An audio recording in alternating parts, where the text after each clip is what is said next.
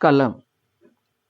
امی جی، اس وقت تختی پہ لکھنے کے لیے آپ نے جو قلم دیا تھا، کہنے کو اس کی اس وقت قیمت 1 پیسے سے بھی کم ہوگی، مگر وہی قلم آج میرے ہاتھ میں پکڑے پکڑے مونٹ بلانک ہو گیا تو ایک دیکھنے والا اسے دیکھ کے بولا، اوہ، یہ تو 1.25 لاکھ کا ایک قلم ہے۔ مسکرایا۔ مجھے حیرت ہوئی، لوگ اب بھی ہاتھ میں پکڑے ہوئے قلم کی قیمت کتنی جلدی پرکھ لیتے۔ اس قلم سے لکھے ہوئے لفظوں کی قدر سے اس وقت آگاہ ہوتے ہیں جب وہ قلم پکڑنے والا بندہ خود قلم ہو چکا ہو۔ آپ بھی امی جی پچھڑ کے سمجھیں، ساتھ تھیں تو جیسے کوئی اپنی آنکھوں سے لاپرواہ، یہ سوچے سمجھے بغیر کہ ان کی قیمت کیا ہو سکتی، اپنے ہاتھوں، پیروں، ہونٹ، کان، سب سے بے نیاز، ہر چیز پہ جیسے اس کا حق ہے۔ انگریزی محاورہ اس پہ صحیح لاگو آتا ہے، ٹیکن فار گرانٹیڈ، یعنی جو ملی ہے چیز ملی ہے۔ مال مفت دل بے رحم ہمارا محاورہ ٹیکن فار گرانٹیڈ کی مانوی تفہیم نہیں کرتا، بلکہ ہمارے اس صفاقانہ رویے کو ظاہر کرتا ہے جب ہم مفت لگی چیز پہ رحم کی بجائے بے رحمی کرتے۔ ہاں، ہے یہ امی جی، پتہ نہیں کیوں ہے، ہم لوگ بہت بے رحم ہیں۔ چھوٹوں پہ اس وقت رحم نہیں کرتے جب وہ ہمارے نہ، یہی بچے اس وقت ہم بوڑھوں پہ رحم نہیں کرتے جب یہ ہمارے ہوں۔ یہ بے رحمی کی رسم امی جی کب شروع ہوئی؟ کیا نفس آدم میں کوئی میکنگ فالٹ ہے؟ کوئی ان بلڈ کسر اس میں رہ گئی ہے، اس کی تعمیر میں کوئی نقص ہے، مگر یہ نقص، یہ کسر، یہ کمی اس کے جسم میں نہیں، سر سے پاؤں تک کے سارے اعضاء تو امی جی بندہ ماں کے پیٹ سے تراش کے لاتا ہے۔ آپ ہی کے جسم کا ٹکڑا ہوں، آپ سے الگ ہو کے بڑھتا رہا۔ یہ ہاتھ، یہ ہاتھوں کی انگلیاں، ان کو ایک ایک جوڑ کہاں بنا؟ ان کی تعمیر کدھر ہوئی؟ یہ آنکھیں، ہونٹ، ناک، کان، جسم کا ایک ایک خلیہ آپ کے خلیوں سے بنا، آپ میں اس کا نین نقشہ بنا۔ سب جسم کا ہارڈ ویئر تو آپ کا ہے، ہم ہارڈ ویئر کو ہی سب کچھ سمجھے بیٹھے۔ ایک کمپیوٹر کو دیکھ کے اس کی شکل، صورت، خد و خال، خوبصورتی، چمک، دکھاوے کو دیکھ کے دل خوش ہوتا ہے، مگر اصل کام کمپیوٹر کا دکھے جانا تھوڑی ہے، اصل قیمت اس کے اپنے اندر دکھائے جانے میں ہے۔ امی جی، آج کے بچے یہ زیادہ سمجھ رکھتے ہیں کہ اصل بات ہارڈ ویئر کے ساتھ ملے سافٹ ویئر کی۔ کمپیوٹر کے اندر کیا کیا پروگرام چل سکتے ہیں، ان کی لپک کہاں کہاں تک ہے، اس سے کمپیوٹر کی قدر کا اندازہ ہوتا ہے۔ یہ بھی امی جی آپ کے پوتے پوتیاں، دوتے دوتیاں جانتے ہیں کہ ہر اچھے سے اچھے، مہنگے سے مہنگا کمپیوٹر اس وقت تک بے معنی ہے جب تک اس میں اپنے وقت کا بہترین سافٹ ویئر نہ ڈالا جائے۔ امی جی، یہ جسم و جان، اس کے خد و خال ہمارے کمپیوٹر ہے، یہ ان کا ہارڈ ویئر ہے۔ خوبصورت ماؤں نے حسین بچوں کو بھی جنم دیا ہوتا، مگر اس حسن کے ساتھ جب تک سچ، خیر اور شر کے سبق کے راز والا سافٹ ویئر نہ ڈالا جائے، وہ خوبصورت نظر آنے والے جسم بڑی بدصورتیاں پیدا کرتے۔ یہ سافٹ ویئر بھی امی جی مائیں اپنے بچوں میں ڈالتی، ان کے باپ ڈالتے ہیں، اساتذہ ڈالتے ہیں، گرو ڈالتے ہیں۔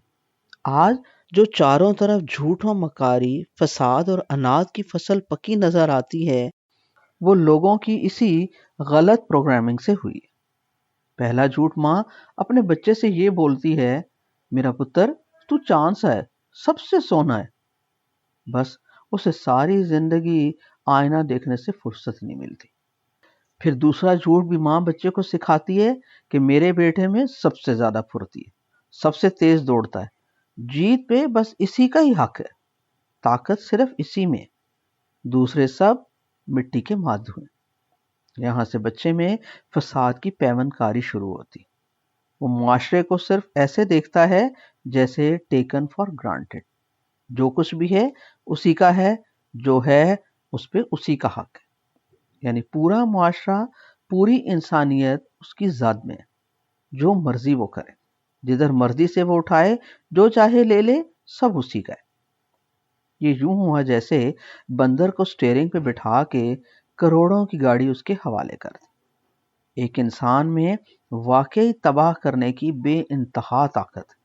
ایک ایٹم کا ذرہ جیسے ٹوٹ کے ایٹمی دھماکے کرتا ہے، یوں اگر بغیر رخ دیے کوئی تیز گاڑی ہجوم میں چھوڑ دی جائے تو وہ ڈرائیور پورے ہجوم کو کچلتا چلا جائے گا۔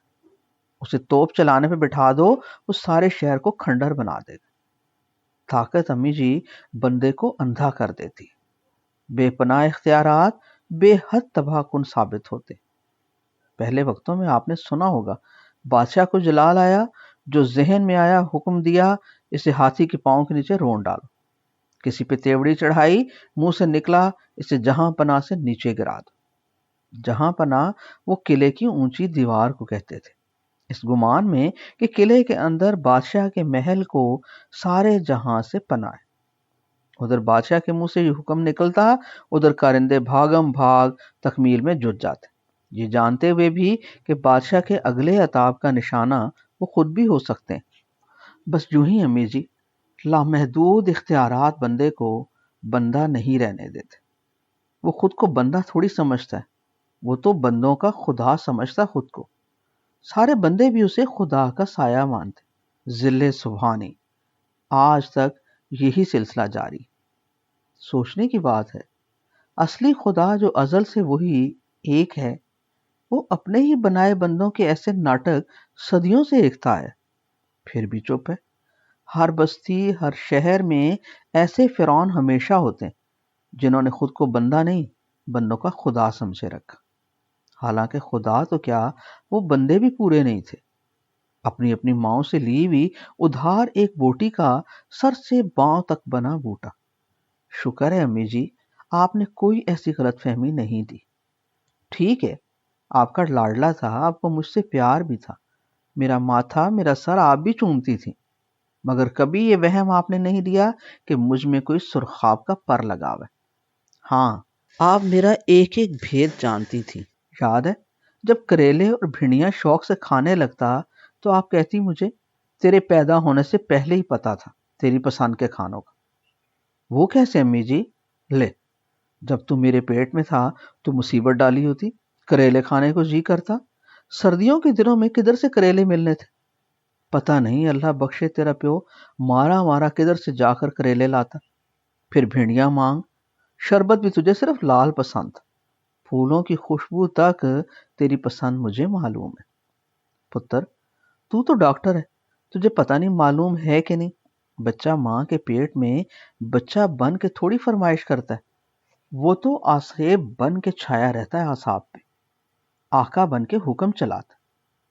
پر تو پتر مسکینی طبیعت کا بندہ تھا، مجھے علم ہو گیا تھا، شکر ہے چٹورا تو تھا، پودینے کی چٹنی، ہری مرچ، ہرا پیاز، ہرا دھنیا اور ہری ہری سبزیاں مانگتا تھا۔ پتر اگر گوشت خور ہوتا تو میں یا تیرا پیو کدھر سے تیرے تقاضے پورے کرتے؟ بالا بھی تیرے جیسا تھا، سبزی خور، دال دلیا کھانے والا۔ امی جی آپ سے پھر باقی بہن بھائی بھی پوچھنے لگتے، ہنستے جاتے اور پوچھتے، آپ بھی ہنس ہنس کے سب کو بتاتی جاتی۔ بس یہ دو سبزی اور دال خورے غریب پرور تھے، باقی تم سب توبہ، گوشت 4 آنے سے 6 آنے سیر ہو گیا۔ تیرا ابا بیچارہ گوشت کدھر سے لاتا، ہڈیاں زیادہ لے آتا، اس کی یخنی بنا بنا کے پیتی رہتی۔ باقی بچوں کے وقت امی جی آپ ہنس کے ان کے آگے ہاتھ جوڑ دیتی۔ بڑا تنگ کیا تم باقیوں نے۔ ہاں وہ گڈو، اب سب سے چھوٹے بلال کو گڈو کہتی تھی، کہتی یہ بھی درویش بچہ تھا، یہ تو سبزی بھی اپنی مرضی کی نہ مانگتا، دال بھی جو پکا لیتی یہ راضی، شربت کا بھی اس نے تقاضا نہیں کیا، بہت ہی مسکین بچہ ہے میرا۔ امی جی ایک دن حیرانی سے ماتھے پہ ہاتھ رکھ کے آنکھوں کو آدھا چھپا کے ڈرتے ڈرتے پوچھا، امی جی آپ کو اپنے بچوں کے سب شوق بھی پہلے سے معلوم تھے؟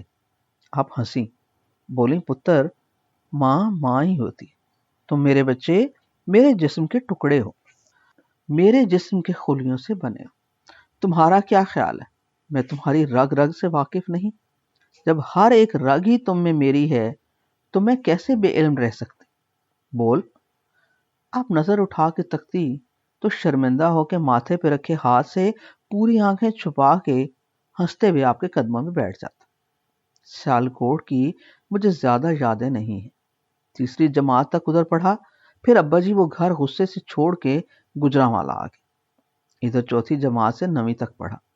پرائمری اسکول تو میرا امی جی شیراں باغ کے ساتھ تھا، M C B primary school number 4۔ اس اسکول کی ایک دو شاندار یادیں ہیں، خاص طور پر جب ہمارا نتیجہ نکلتا، ہم بچے گھروں سے آتے ہوئے پھول لے جاتے، ماسٹر جی رزلٹ بولنے لگتے تو سارے اسٹوڈنٹس دل تھام کے خاموش، کلاس میں سناٹا چھا جاتا۔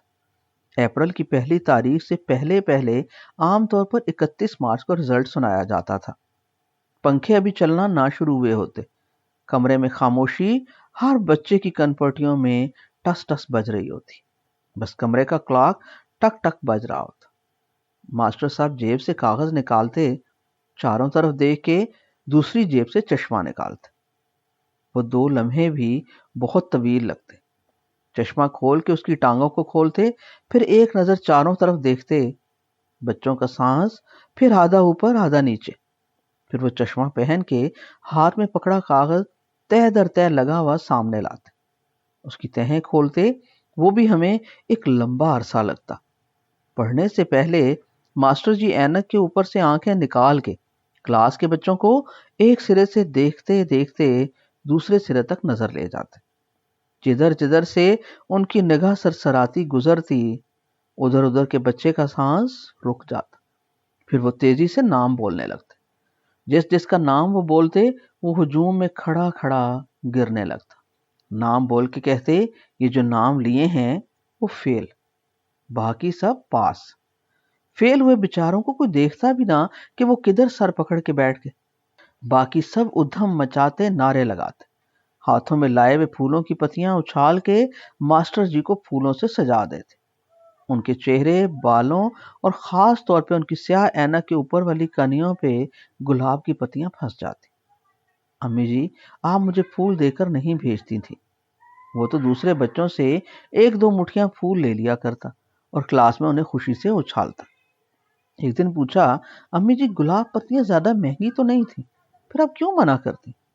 آپ میرا سوال سن کے تھوڑی دیر مجھے ٹکٹکی لگا کے دیکھتی رہی، پھر میرا سر چومتے ہوئے بولی، پتر تیرے پاس ہونے کا تو مجھے یقین ہوتا تھا، مگر میں ان ماؤں سے ڈرتی تھی جن کے بچے فیل ہو جاتے تھے۔ وہ بچے ان پھول پتیوں کو اپنے سامنے فضا میں اڑتے دیکھ کے کیسے لہو لہان ہوتے ہوں گے، یہ کبھی سوچا؟ کوئی پتی ان کے کپڑوں پہ لگی لگی ان کے گھر میں چلی گئی، ان کی ماں نے دیکھی تو وہ اس پھول کی پتی سے کیسے کٹی ہوگی۔ اس دن پتا چلا وہ راز، پھول کی پتی سے کیسے ہیرے کا دل کٹتا ہے۔ پہلے کبھی یہ خیال ہی نہ آیا۔ پتہ نہیں امی جی آپ کو ہمیشہ ہارنے والے سے اتنی ہمدردی کیوں ہوتی؟ قلم دیتے ہوئے بھی آپ نے مجھے یاد ہے پہلے دن کہا تھا، بیٹا اس قلم نے صدیوں تک جب سے اس نے یہاں دنیا میں لکھنا سیکھا ہے صرف جیتنے والوں کے قصیدے لکھے، جو کھلاڑی دوسرے کو ہرا دے یہ قلم اسی کے صدقے واری ہونے لگتا۔ ساری کتابوں میں اسی بادشاہ کی کہانی لمبی لکھی ہوتی جو زیادہ مار دھاڑ کر کے لوگوں کو تلوار، نیزے، برچھی، بم گولے سے مار مار کے گراتا جائے۔ یہ قلم اسی کی داستانیں لکھتا ہے۔ بیٹا آپ یہ کہہ کے رکی تھی، تھوڑی دیر تک مجھے پیار سے تکتی رہی، پھر مجھے آپ نے گلے لگا کے پیار کیا اور آہستگی سے میرے کان میں بولی، پتر ہارنے والوں کی بھی ماں ہوتی ہے، اپنی فتح کا جشن اتنا نہ کبھی منانا کہ کسی ہارنے والے کا دل میلا ہو، دکھی ہو، اس کی ماں کو دکھی نہ کرنا۔ مائیں سب کی سانجھی ہوتی، تجھے جو قلم دے رہی ہوں اس سے تو نے صرف جیتنے والوں کا ذکر ہی نہیں کرنا، جو جیت نہ سکے، زندگی نے جنہیں ہرا دیا، ان کی بھی بات لکھنا۔ بیٹا یہ قلم کے تقدس کا سوال ہے، کیونکہ تقدیر کیسی بھی ہو لکھی گئی وہ قلم سے ہی ہے، اور قلم کی قیمت اس پہ لگے پرائس ٹیگ سے نہ دیکھ کے بولنا، اس قلم کے لکھے کو پڑھ کے، پرکھ کے، سوچ کے نہیں، دل سے محسوس کر کے بولنا اور دل ہارے ہوئوں کے ساتھ رکھنا۔ جیتنا بری بات نہیں، مگر ہر بار جیت جیت کے بندہ بندے کی شان سے گر جاتا ہے۔ وہ خود کو خدا سمجھنے لگتا ہے۔ اس سے بچنا۔